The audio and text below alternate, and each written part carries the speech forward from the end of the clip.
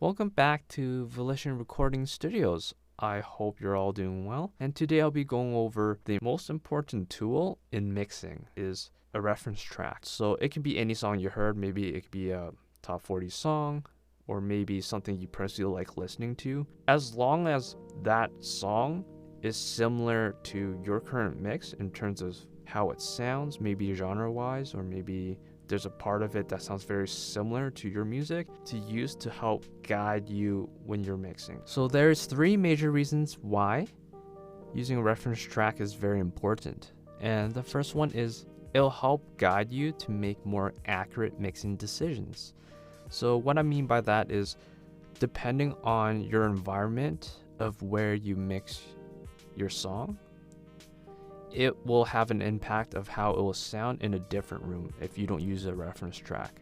So maybe you're probably hearing something you really like while you're mixing, but when you decide to hear this very same song or mix in a different room with a different type of speakers, you notice that it doesn't have the same sound as what you initially heard.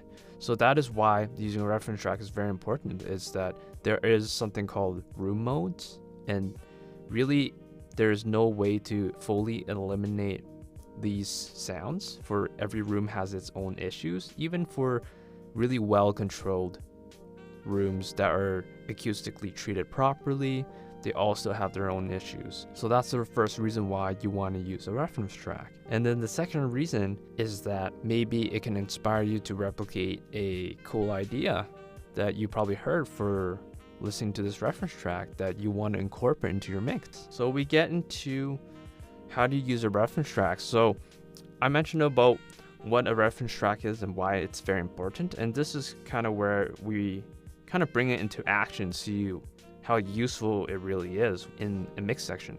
So when it comes to using a reference track, the most important thing about it is that it's the best quality you can find for it. I know that WAV files aren't very accessible in general, but you want to use the best quality version, as that it will help define your quality. So the better the quality, the more higher you're setting the bar for your own mix. So it's actually very beneficial to have the best format for that song you're choosing, as long as it matches your genre and sounds similar to your current mix. It'll definitely make a huge difference. So the next thing you want to do is import the actual song into your current mix, whatever you're mixing on or whatever mix you're currently working at, and load it into your DAW. The most important thing about having your reference track as well is that it's obviously going to sound way better than your current mix, because it is fully mixed and mastered. You're essentially using the reference track to help guide you. So the first thing you want to do is gauge how loud your mix is and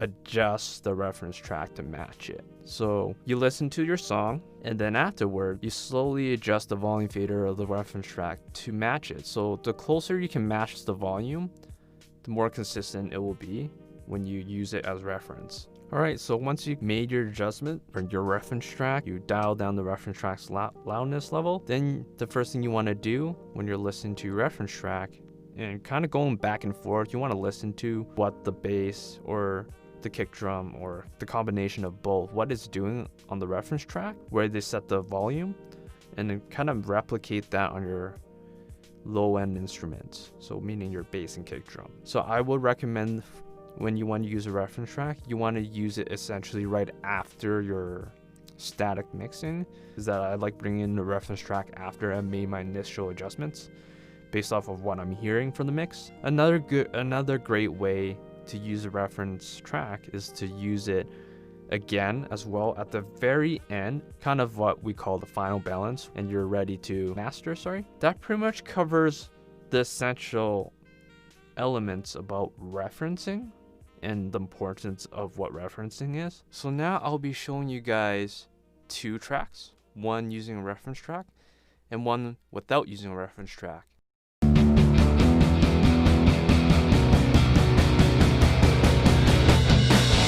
You see the